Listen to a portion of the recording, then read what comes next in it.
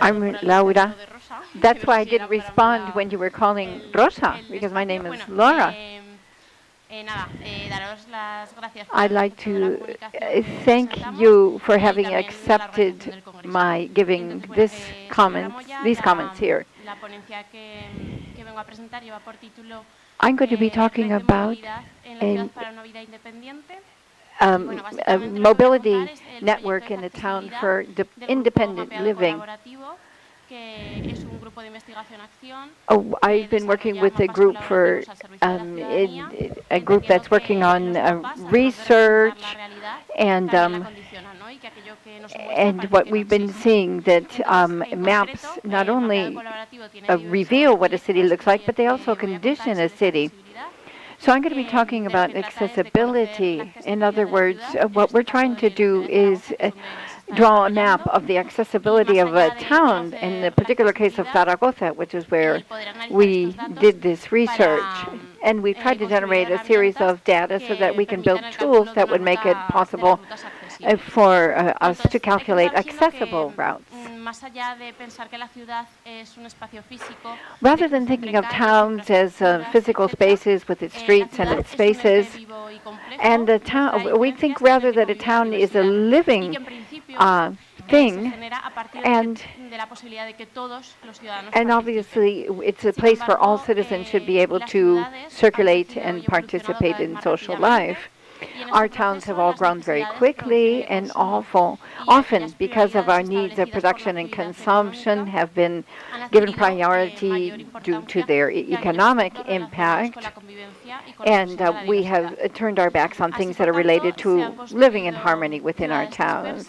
That's why we have towns that have lots of different pockets of inhabitants where people lead their lives.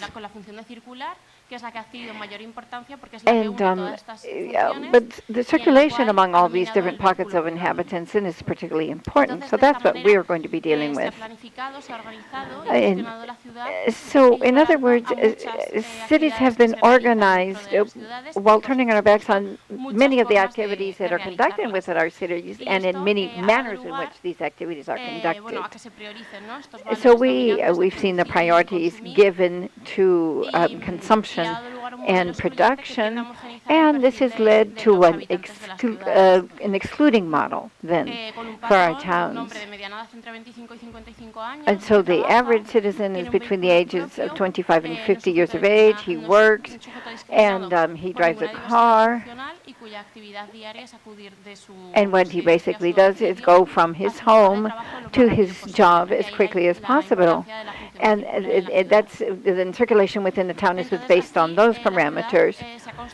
So towns have been built on the basis of this anthropometric subject. This is so rather than considering this person the product of our cities based on production and consumption. And nobody's tried to decide whether all of the needs of our citizens were actually being met within our cities. However, the population of our towns is actually diverse in terms of ethnicity, culture, and functional diversity.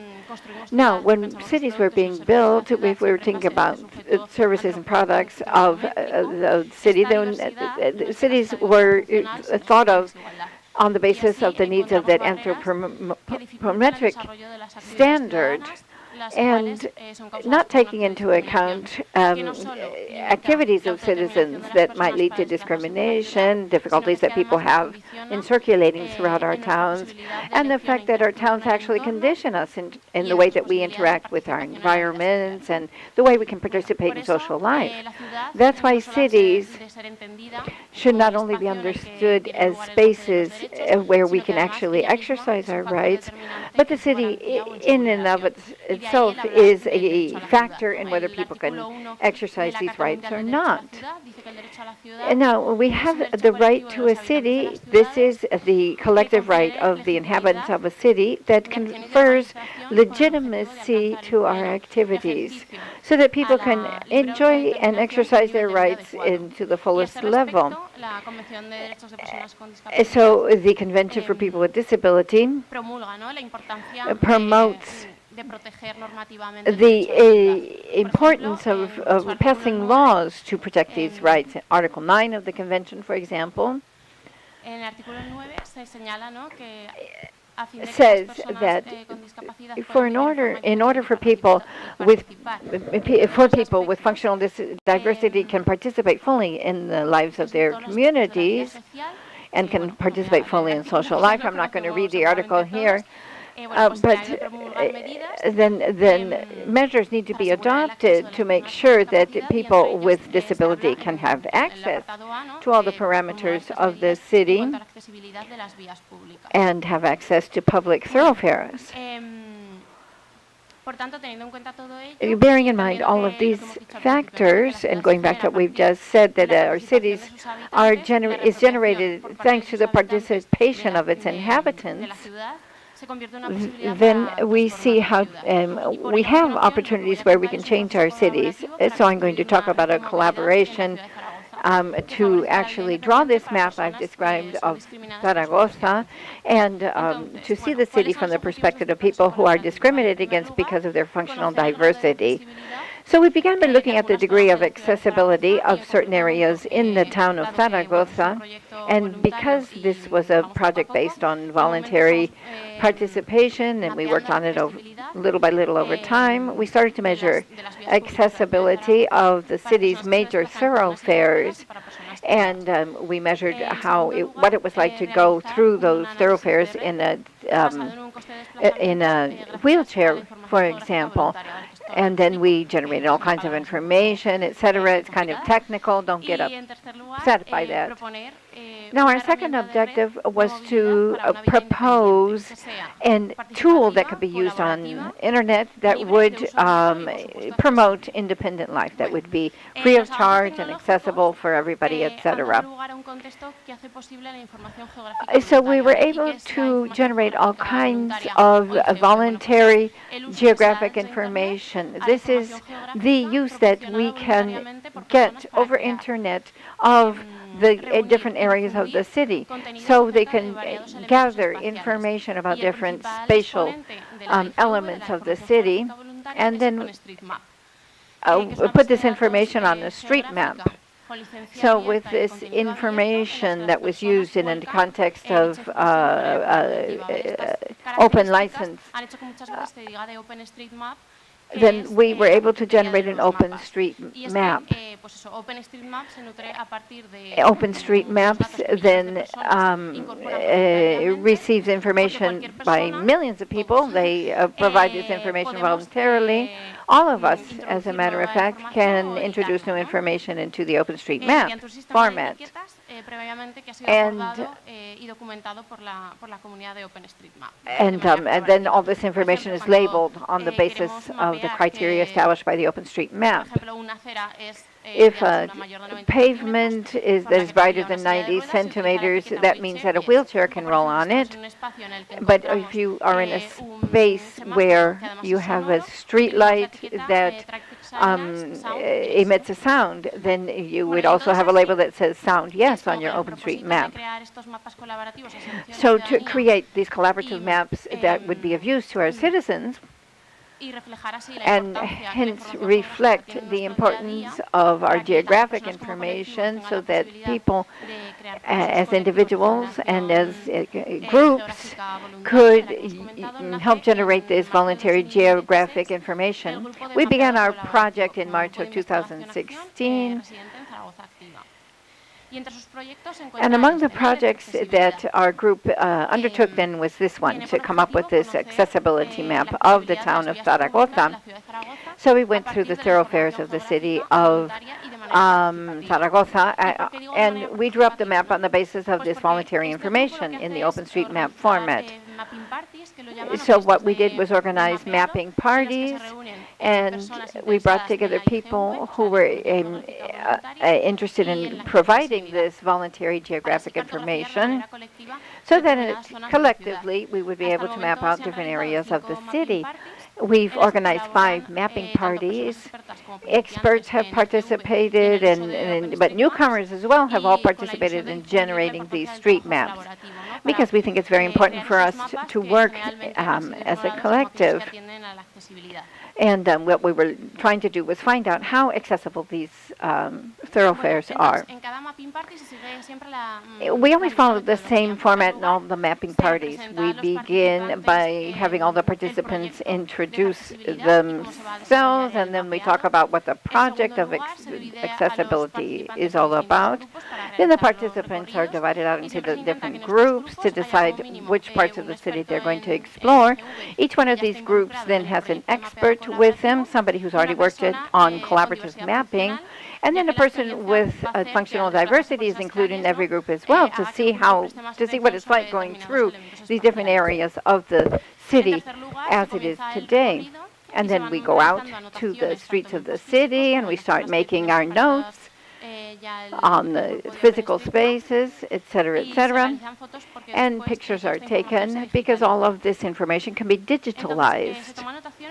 And we take notes on the types of curves on the pavements, the tactile pavement, the regularity of the pavement, the surface of the pavement, and its width as well.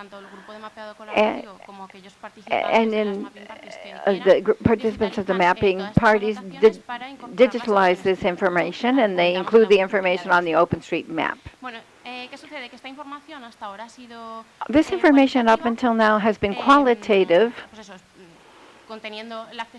In other words, we're trying to measure accessibility of the thoroughfares that are included in the map. And Ignacio Orte used the information for his end of studies thesis. And so we've taken all this information about the public thoroughfares and tried to use this information to calculate in quantitative terms what the cost of circulating along these streets is. So in other words, we tried to actually quantify what it would take to go from point A to point B along a route. Well, for example, if you have a zebra walk that has been that is inaccessible for a wheelchair, then is given the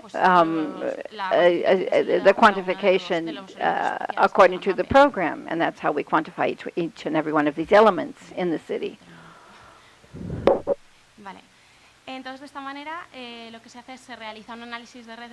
And so we were able to come up with an analysis of our mobility network, looking at the zebra walks, looking at the curves leading to the zebra walks.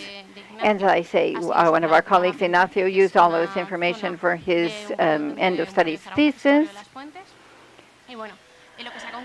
And what we have concluded is that often the curve is too high, and if we measure the width of the pavements, then most of the network is accessible, but 28% of the zebra walks can't be reached from a curve that is not low, that it's too high, in other words. And much of the pavement is of the proper width, but in 35% of the cases, a wheelchair couldn't circulate on the streets of our town. 66% of the zebra walks has tactile buttons, but in many cases these buttons are in the wrong place, so that blind people would never be able to use them. And we talked about the acoustic signaling and the zebra walk. 66% of these have a button that you can push to activate them. So let me give you my conclusions. It's possible for all of us to participate in providing data to these open street maps. And on the basis of the data that we've all contributed, then we can conduct our analyses of our city streets so that we can measure how accessible our environments are. But then we can use new tools and applications so that we can calculate the optimum route from the perspective of accessibility. So we can discover the most accessible route, and we can actually calculate the approximate time that we would need to go from point A to point B. So as Ignacio said when he defended his thesis, when we use Google to try to figure out to go from one place to another, and our choices now are for a pedestrian, a bus, or a car, but now we would like to have an icon where we would have accessibility taking into account. Now, I used the example of Google, but I don't think we can actually wait for Google to include these things, because I don't think Google will see this as a market niche. However, what we're trying to do is use open code technology so that we can all participate in creating these things. And we want to be able to use applications that can make it possible for us to personalize our needs. Thank you very much. Y muchas gracias.